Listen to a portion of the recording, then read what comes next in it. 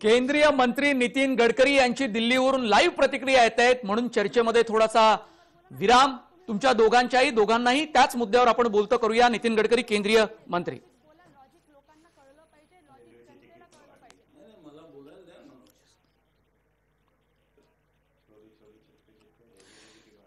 रस्त्याच्या संदर्भातलं बजेट हे खूप मोठं आहे आणि रस्त्याच्या विकासाच्या माध्यमातून महसूल गोळा करण्यासाठीचे प्रयत्न हे होतील असं अर्थसंकल्पामध्ये म्हटलेलं आहे.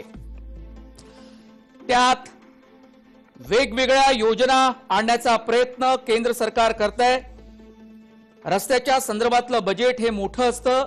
तामिळनाडू, पश्चिम बंगाल, केरळ, आसाम, पुडुचेरी या 5 राज्यांच्या निवडणुका आहेतच, पण पश्चिम बंगाल आणि आसाम मध्ये एक मोठी तरतूद रस्त्यांसाठी केली गेलेली आहे.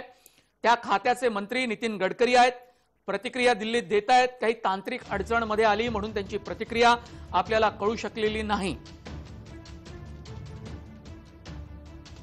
काँग्रेसनं आरोप लावलाय की पश्चिम बंगाल आणि तामिळनाडू आणि आसामच्या निवडणुका, 5 राज्यांच्या निवडणुका डोळ्यासमोर ठेवून हे बजेट मांडलं गेलंय.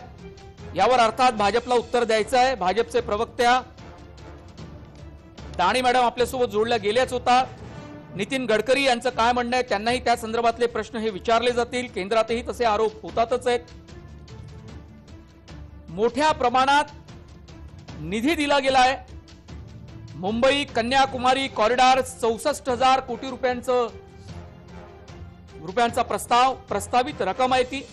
भुसावळ खडगपूर महामार्ग सुद्धा त्यासाठी सुद्धा मोठा निधी आहे. केरळमध्ये 1100 किलोमीटरचा महामार्ग उभारण्यासाठी बरीच मोठ्या निधीची तरतूद केली गेली आहे.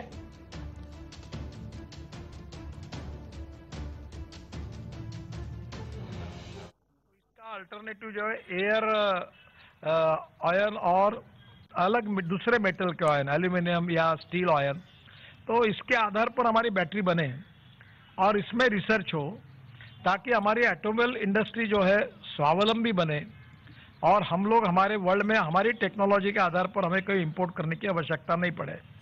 तो अभी पहली बात तो ऐसी है कि हमने लिथियम आयन बैटरी हमको इंपोर्ट करनी पड़ती है, तो इसका भी काम हमने शुरू किया है.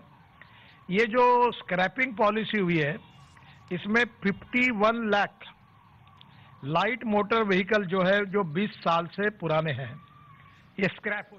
जी हाँ, ऑटो सेक्टर को लेकर जो कुछ 1,18,000 कोटी रुपयांची तरतूद या देशातल्या रस्त्यांसाठी आहे, महामार्गांसाठी. आणि पश्चिम बंगालमध्ये 25,000 कोटी रुपयांची तरतूद केली गेलेली आहे. देशाचं एकंदरीत रस्ते महामार्गाचं बजेट 1,18,000 कोटी रुपये आणि पश्चिम बंगालमध्ये 25,000 कोटी रुपयांची तरतूद ही अर्थसंकल्पात केली गेली आहे. हरीश रोगे, पटकन आपला मघांचा मुद्दा तो जो राहून गेला. तुम्ही पेट्रोलच्या संदर्भात, महागाईच्या संदर्भात व्हीकल है, ये पोल्यूशन कर रहे थे. पुन्हा जितना पुरानी टेक्नोलॉजी है वो एयर पोल्यूशन भी कर रहे थे, फ्यूल भी ज्यादा खा रहे थे. तो अब ये और other older vehicle pollute 10 to 12 times more than fit vehicle, यानी 10 से 12 गुना ज्यादा पोल्यूशन कर रहे थे. तो पहली बात तो ऐसी है कि reduce population of old and defective vehicles on road, ये पहला एडवांटेज में पोल्यूशन कम होगा. दूसरा एडवांटेज 25 से 30% reduction in vehicular air pollutants, इसमें इसकी कमी होगी. तीसरी बात, improved road safety, newer vehicle meet road safety standards because of improved material and vehicle technology. इसमें फायदा ये होगा कि जो स्क्रैपिंग होगा तो स्टील, रबर, एल्यूमिनियम, कॉपर जो वेस्ट निकलेगा. अभी हम लोग कॉपर इंपोर्ट कर रहे हैं, एल्यूमिनियम इंपोर्ट कर रहे हैं. और मैं आपको पहले बता चुका हूं कि हमने हमारे पोर्ट का, मैं जब मंत्री था तो ये इसी के लिए 18 मीटर ड्राफ्ट बढ़ा है. तो दुनिया का भंगार 2 लाख टन के शिप में अपने यहाँ आया, वो बहुत सस्ता आएगा, थ्रोइंग प्राइस पे आएगा. हम लोग सबसे सस्ते होंगे और इसलिए ये इंडस्ट्री हमारे यहाँ बढ़ेगी. इसमें मटेरियल, इसके कारण फ्यूल इफिशिएंसी बढ़ेगी.